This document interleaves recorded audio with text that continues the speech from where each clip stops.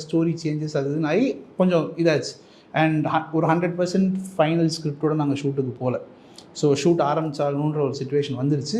ஒரு எப்படி சொல்கிறது, ஒரு செமி ஃபினிஷ்ட் ஸ்கிரிப்டோட கிளம்பிட்டோம். தென் அதுக்கப்புறம் டியூரிங் த ஸ்கிரிப்ட் ஷூட்டிங் டைம்லேயே அப்பப்போ we use to keep tweaking and all that. So அதெல்லாமே தான் நான் சொன்னல, certain lessons that I learn which is not right.